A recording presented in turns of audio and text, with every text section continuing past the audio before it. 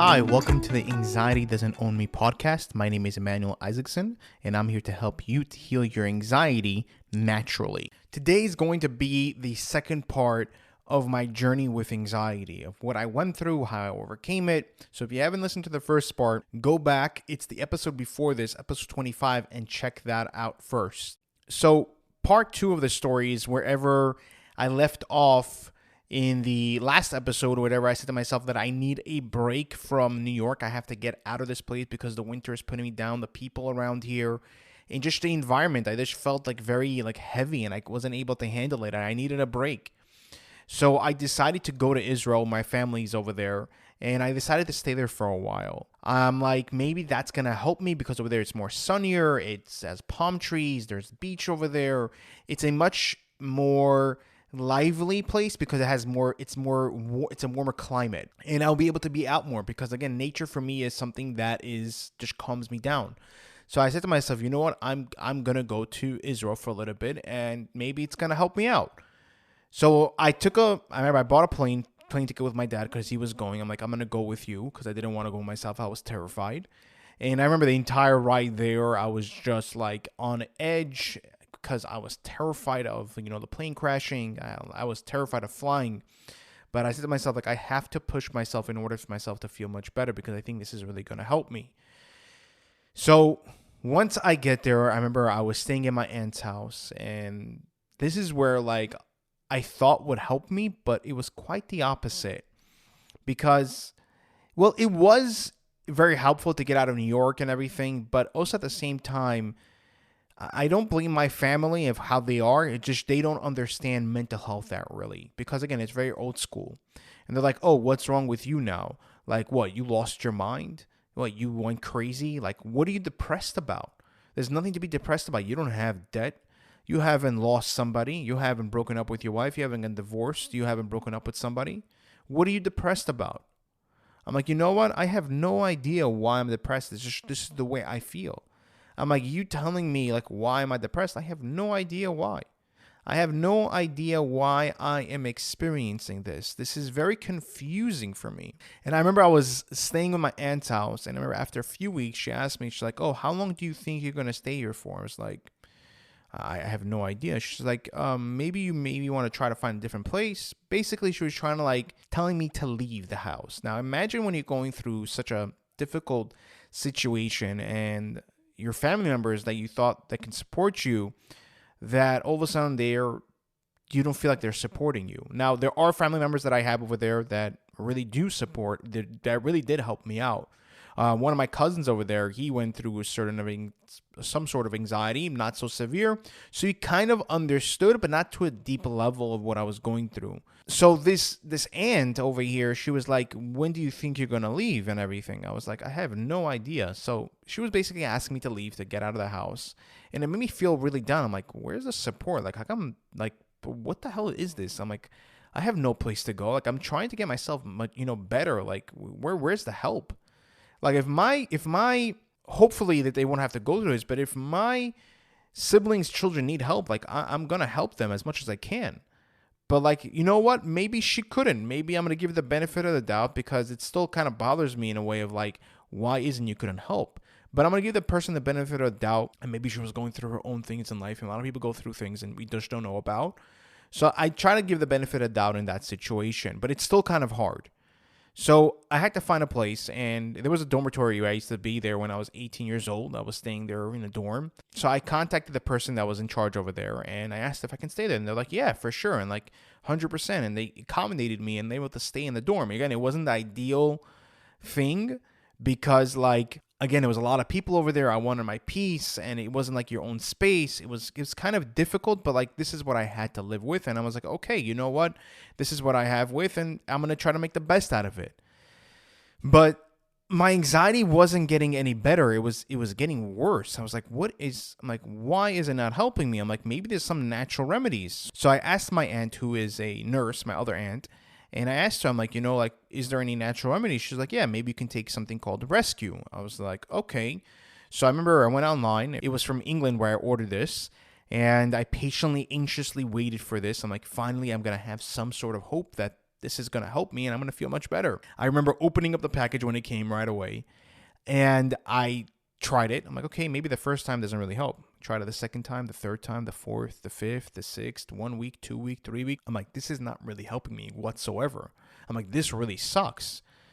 I'm like, I thought maybe this is going to help me and it's a natural remedy. I was like, you know what? I'm like, this really, like, again, it put me down. It didn't give me the hope. And I just sat there. I'm like, I have no idea what to do over here. I have no idea what to do. I am lost. I can't find anybody who can help me. I'd speak to my cousin who used to really speak with me and really care about me until late at night. We used to speak, and this guy was working and he had kids and he really cared, which I really, really appreciated at that time because I needed somebody. Again, he didn't understand to the depth, but he just knew understand what anxiety was a little bit because he went through it a little bit, but not to the depth of like what I went through, the anxiety disorder. And what ended up happening, I was like, you know what? Maybe I just go to a psychiatrist and start taking medication. I'm like, there is no hope for me to get better. Like, I have nothing. I can't do anything about this. I'm stuck. So I contacted one of my family members in Israel and I asked him, like, is there any psychiatrist over here? He's like, yeah, I'll take you. We drove to the psychiatrist and I'm speaking to him and I explained to him exactly what's going on. And he diagnosed me with depression and anxiety disorders. And he's like, here you go. Here's this medication that's going to help you to calm down your anxiety. I remember he handed it to me and I was about to take it, not in the psychiatrist's office. Me and my cousin walked out. And he put my brother on the phone who took medication, who has been taking medication already for 17 years, but back then was already, I would say about 8 years he's been taking medication, and he wasn't getting any better. Yeah, he felt much better because he worked on himself, but he told me, he's like, Emmanuel, just wait. Please don't take the medication. I'm like, David, you have to understand, I am struggling every single day. I'm suffering every single day over here. Nothing is helping me. I try to find a therapist. They're not good. I try to I try to take the natural remedies. They're not helping me. I am trying to speak to God. I get no answers. I have no idea what's going on with me. Nobody can help me. I feel completely hopeless. I wake up every morning not wanting to wake up because of this struggle, because of this pain of whatever I'm going through. I have no other hope. This is the only way. He's like, Emmanuel, it is not the only way. Please, take time because you have to understand the side effects. You remember the side effects that I had? This is what he was telling me. He's like, you remember the side effects that I went through? Do you remember how many times I had to change my medication just to find the right one? And me trying to get off the medication, the withdrawals is intense. I'm afraid, he tells me, to get off the medication. He's like, you have the opportunity right now to do it naturally. He's like, please try to do it naturally. He's like, just please throw out the medication and just wait. Wait a little bit. He convinced me not to take the medication. I remember I was holding it in my hand and there was a garbage can over there and I just threw it out. I was like, I am not going to do it right now. I'm going to listen to my brother because I know the struggle that he went through with medication. Like, I'm not going to take it. I'm going to try to work on it myself. But at the same time, like, I was still like debating. I'm like, what can I do right now? So I tried to do more like, there's some like holistic stuff that I try to do that try to like help me to calm down my anxiety, spiritual stuff that I went through over there to find that can take out the fear out of me. It's a lot of like Kabbalistic things that you can do to take out the fear, but they didn't really help. So I tried them out and I said to myself, okay, maybe this is the answer right now. Maybe this is what's going to help me. And I was always trying to look for the quick fix. And I was always trying to look for it. I'm like, okay, maybe this is not going to help me. But I tried it out. And I tried a few of them, and nothing really helped. Nothing really helped. I try to go to this person that through your birthday that can tell you what's going on with you and can tell you what's happening in the future. They gave me some answers. I'm not going to lie. They did give me some answers over there. They were telling me you were going through a lot of fear. And they just told me some things about the future, which I never believed because no one can tell about the future. But they were telling me exactly what was going on with me, what was going inside of me and what I was feeling, which did kind of like help because again, it gave me some clarity. I'm like, okay, maybe this is like what it is, because they told me you have a lot of fear inside of you. I'm like, yeah, I do have a lot of fear. I'm very fearful about everything. It's like I hate when people scream at me. He's like, I lock up. I'm like, I hate it whenever like I fly or I go in by myself. I have panic attacks. I go to the hospital a lot. They're like, yeah, it's a lot of because there's a lot of fear. And I remember I'm like, okay, I'm like, this thing didn't really help. I'm like, okay, give me some clarity, but like I'm not there yet. And when I was in Israel at the time, I was still going to the hospital then. I was still having panic attacks. I remember they got to the point that I went so many times to the hospital over there that the staff already knew who I was. They already knew who I was. They're like, okay, this is the person that has this person has nothing. It seems like he just has anxiety. And there's nothing wrong with him. And they already knew. They didn't take me seriously when I came there. Or I would go to the doctor a lot for my appendicitis because I always like check my appendicitis. I was always nervous. And I was like, feel pain over there. And I'll go straight to the hospital. I go straight to the doctor, or I'll bring the doctor home. Just to me, in the middle of the night at 2, 3 o'clock in the morning, there's a doctor over there that you can call.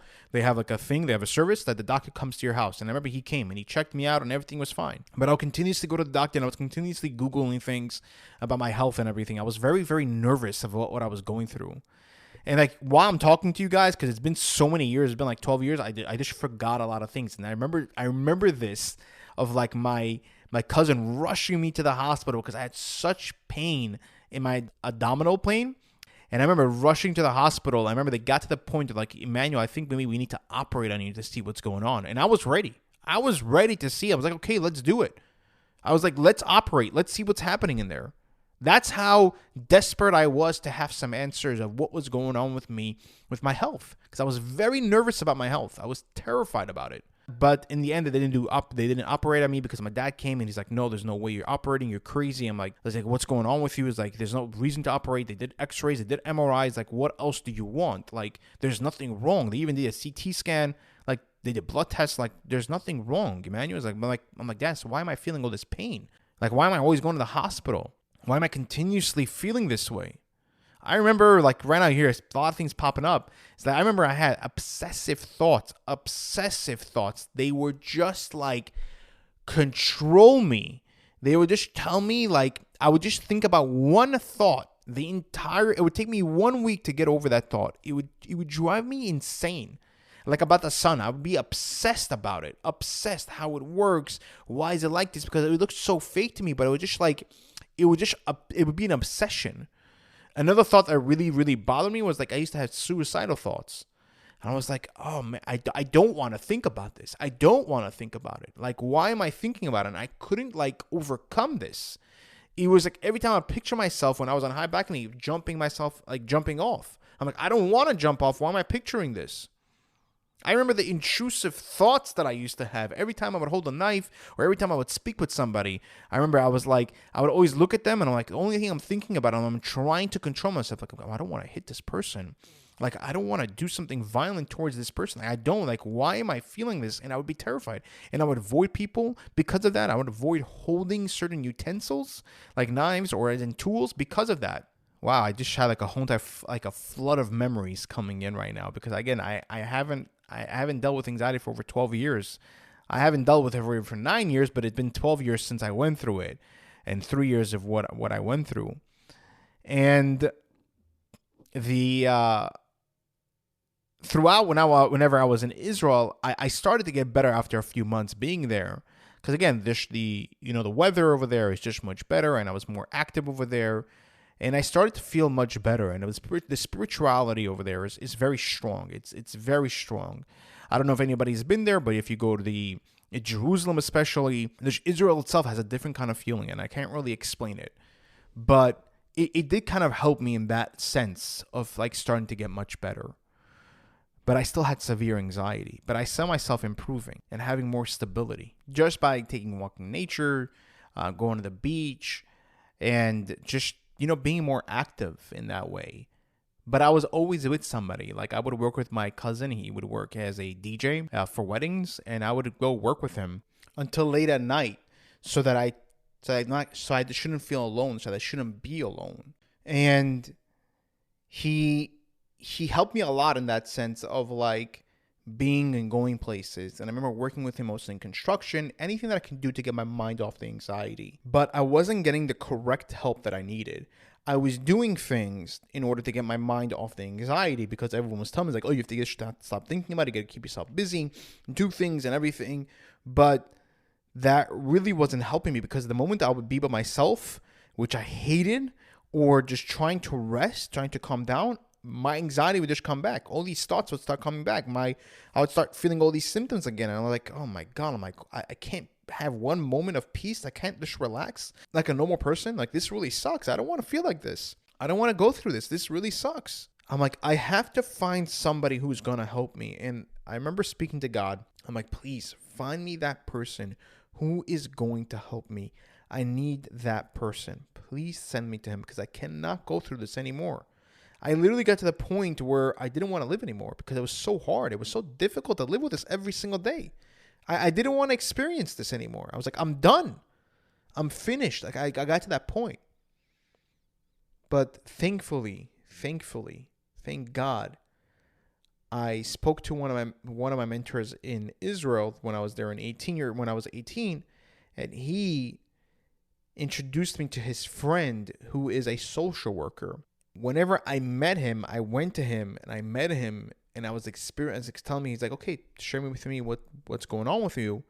When I told him what I was experiencing, and I told him, like, I'm very depressed. I remember he told me one thing. He's like, Emmanuel, you're not depressed. He's like, you're sad. I was like, whoa. He kind of lifted that word. Saying you're depressed is a very heavy thing to say. When you say, okay, you know what, I'm sad, or even better, I'm unhappy, it kind of like lifts a weight.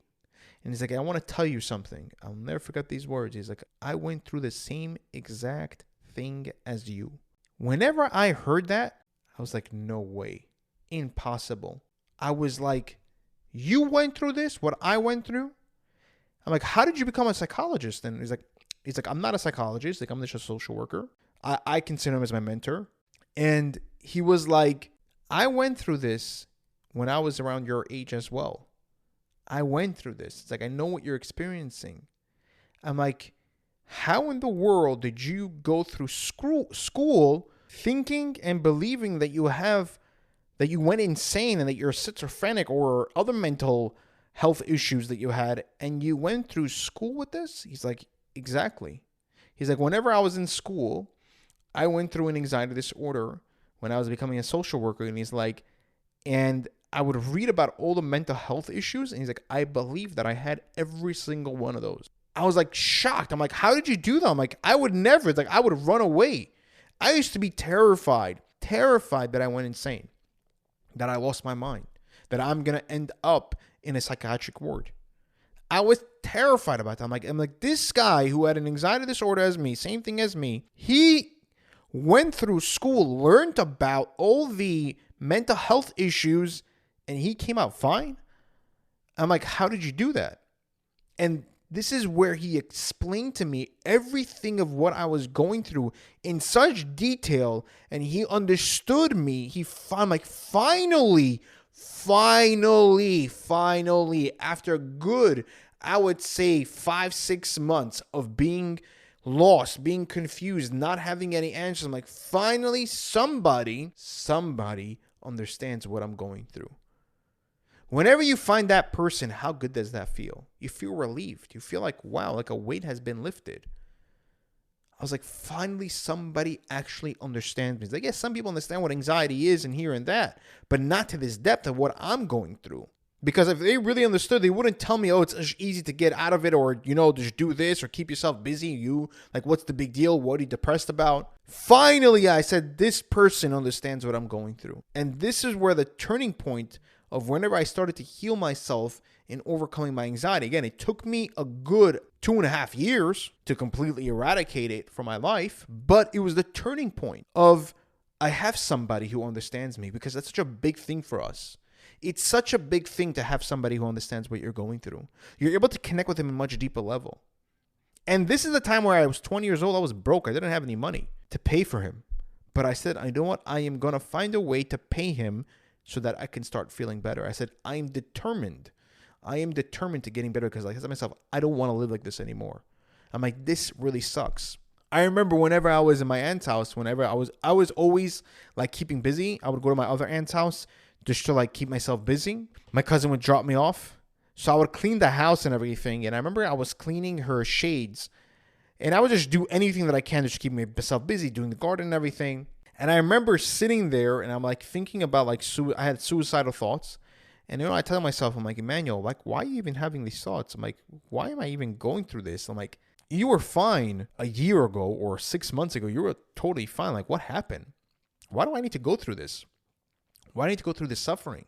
I'm like, this really sucks. I'm like, God, why do I deserve this? This is the worst thing ever. I'm like, what did I do wrong? Why do I need to go through this? Why am I having all these thoughts that make me feel like I'm about to go insane? Because I had really, really disturbing thoughts in my mind of like how the world worked, about space. I would not want to think about space because it used to bug me out. I used to have anxiety from it. And I said to myself, like, I was having suicidal thoughts because I was suffering so much. But I told myself at a moment when I remember I was washing her shades, and I said to myself, I'm like, Emmanuel, you are a coward if you're gonna do that.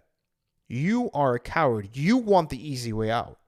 That's what you want. This is what I told myself. You want the easy way out. There is no easy way out. You're going to have to go through the tough and through the struggles of overcoming this. That is the truth.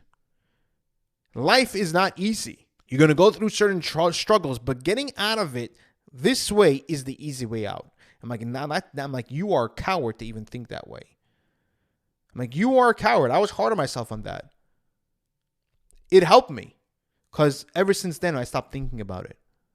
Ever since then, I snapped out of it in those thoughts of having suicidal thoughts. Like I never had them anymore. And this is why I was determined whenever I found the person that was going to help me. I said, I'm determined to get healthier. No matter what the cost is, I'm going to do it in order for myself to get healthier. That's what I'm going to do. And I paid him. I asked him, of course, for the discount, and he was willing to help because he really understood the pain.